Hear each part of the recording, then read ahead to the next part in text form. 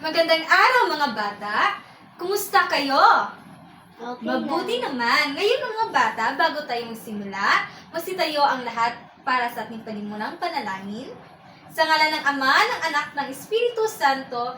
Amen. Muli, magandang araw sa lahat mga bata! Magandang araw po. Kumusta naman kayo mga bata? Okay lang po. Mabuti naman. Ngayon mga bata, bago kayo siupo, pakipulot ang inyong mga basura na nasa sahig at iayos ang mga upuan. Okay? Tapos na ba? Magaling. Maraming salamat mga bata. At ngayon, maaari na kayo umupo. At para naman sa ating attendance, ako ay magtatala ng attendance. Kapag tatawagin ko ang iyong pangalan, sabihin, narito po, binibini. Okay? Okay. Trisha Bahaw. Narito po, binibini. Jasmine? John Christine? Narito Wow, magaling. Lahat kayo ay present mga bata. At ngayon, bigyan nyo ng good job applause ang iyong sarili. Alam nyo ba yon? Okay, ganito. Ipalakpak ng 3 beses. 1, 2, 3. Ipadyak ang iyong paa ng 3 beses. 1, 2, 3. And good job! Okay, ulis naman tayo. 1, 2, 3. 1, 2, 3. Good job! Mahusay mga bata. Ngayon mga bata ay may mga alituntunin ako sa ating klase. At ating basahin sabay-sabay. Magaling. Naunawaan niyo ba ang ating mga alituntunin mga bata? Magaling. Ngayon mga bata, ay bago tayo magsimula sa ating formal na diskusyon, ay may nahanda akong aktibidad. Gusto niyo ba na aktibidad mga bata? Opo! Mga bata, magaling. Ngayon, ang aktibidad natin gagawin ay ito ay tayo ay magbabasa ng maikling kwento. Gusto niyo ba yon? Opo! Okay mga bata, basahin natin sabay-sabay ang ating maikling kwento na pinamagatang Ang Dalawang Magkaibigan. Basahin sabay-sabay.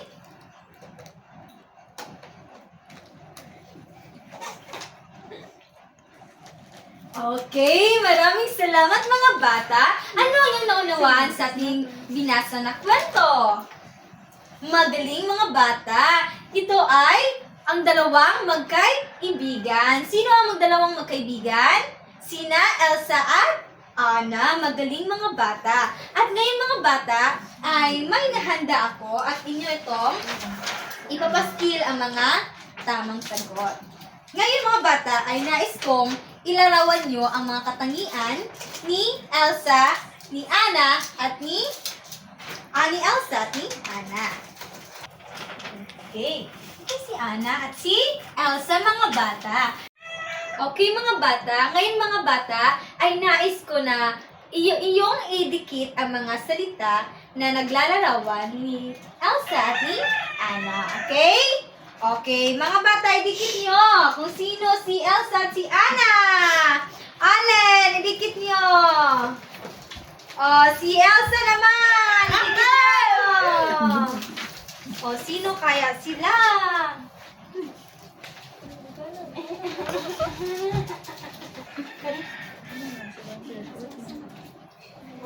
Wow, si Elsa ay maganda at matangkad. Sino naman ang mahirap? Mahirap si George. Wow, sino naman ang pandak? Wow, at sino naman si pangit? Allen! Oh, sino pa ang sasagot? Si Elsa ay? At si Anna naman ay? Magaling mga bata! Wow! So, ang inyong mga sagot ay mga tama. Magaling. Si Elsa ay maganda, matangkad at mayaman, habang si Anna naman ay mahirap, pandak at pangit. Ngayon mga bata, ano ang inyong naobserbahan sa ating aktibidad na ginawa? Ano ang inyong napagmasdan sa mga salita na ating idinikit sa harap? Paglalarawan.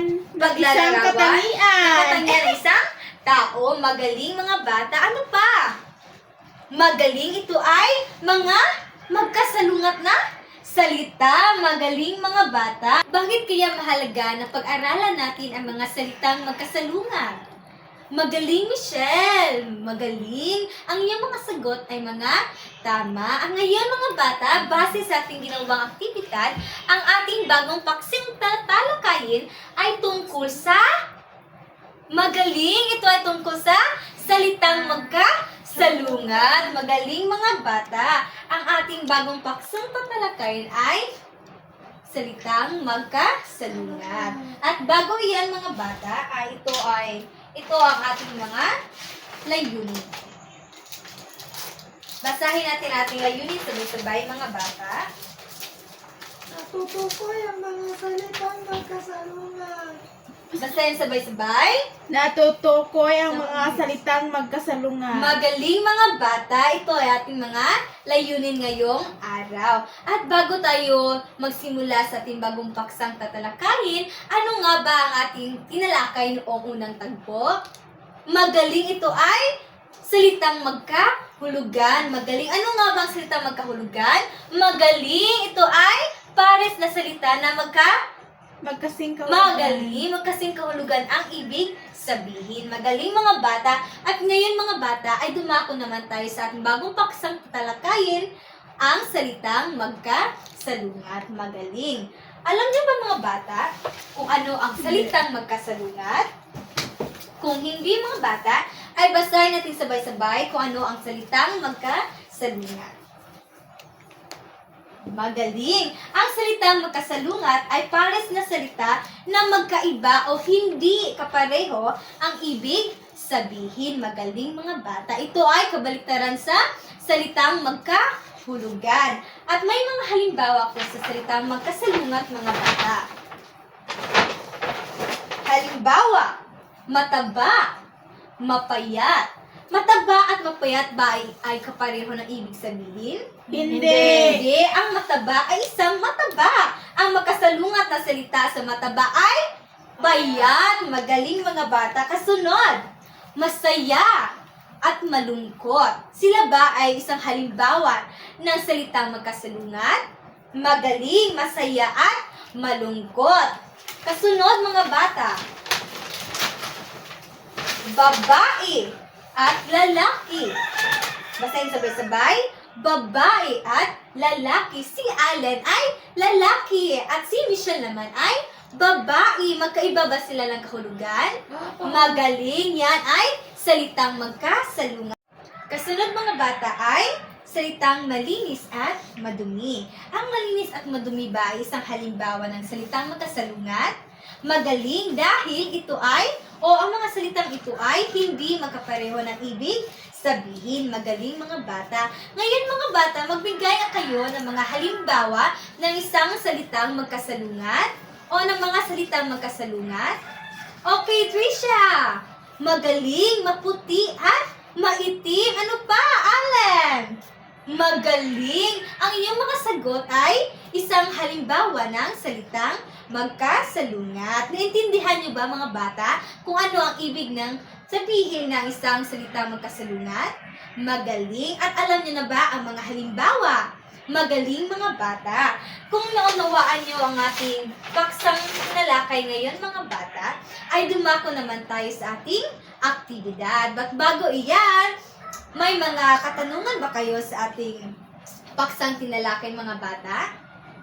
Wala ba? Okay, magaling. Ngayon mga bata, ay dumako naman tayo sa ating aktibidad. Talagang naintindihan nyo ang ating paksang tinalakay ngayon, ay dadako naman tayo sa ating aktibidad.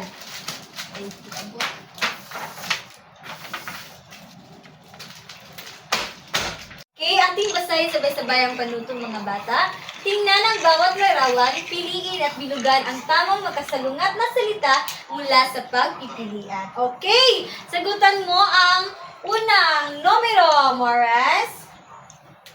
Georgie, pangalawa, pangatlo. Ikaw, Marilu, pang-apat, Allen, at pang-lima, Michelle.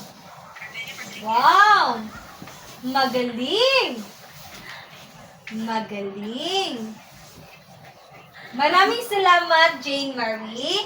At ngayon, ating i-check kung talagang tama ba ang kanyang sinagot. Unang larawan, ano yung nakita? Masaya! Masaya. Ano ang sagot? Magaling. Ito ay malungkot. Pangalawa, ano ang nasa larawan? Elepante na malaki. Magaling. Tama ang kanyang sagot. Pangatlo, magaling. Ito ay mainit. Kaya ang salitang magkasalungat sa mainit ay malamig. Pang-apat, magaan. Magaling. At panghuli, ito ay maiksi. Magaling mga bata. Ang inyong mga sagot ay mga tama. At ngayon, dahil tama ang inyong mga sagot, bigyan nyo ng good job applause ang inyong sarili. Okay, ating sabay natin gawin. 1, 2, 3. 1, 2, 3. Good job! Okay, mga bata, magaling. At ngayon, ay nakasagot kayo ay ito ang inyong candy! Magaling mga bata. Maraming salamat. Okay, ngayon naman mga bata ay dumako naman tayo sa ating kasunod na aktibidad. Ating basahin ang panuto. Magaling mga bata. Magaling. Okay, maraming salamat mga bata. Bigyan ko lamang kayo ng 10 minutos sa pagsagot ng inyong aktibidad. Tapos na ba? Magaling mga bata, ipasa nyo ang inyong mga papel. Magaling. Magaling mga bata. Maraming salamat mga bata. May mga katanungan ba kayo mga bata? Wala na? Naintindihan niyo ba ang ating bagong paksang tinalakay? Magaling mga bata. At ngayon, kung wala na kayong katanungan, dahil tapos naman kayong sumagot, ay nais ko muna kayong tumayo para sa ating panalangin. Sa ngalan ng Ama, ng Anak, ng Espiritu Santo. Amen. Maraming salamat mga bata sa inyong pagkikinig o sa inyong kooperasyon at mag-iingat kayo sa inyong pag-uwi, okay? Bye! Maraming salamat! Paalam!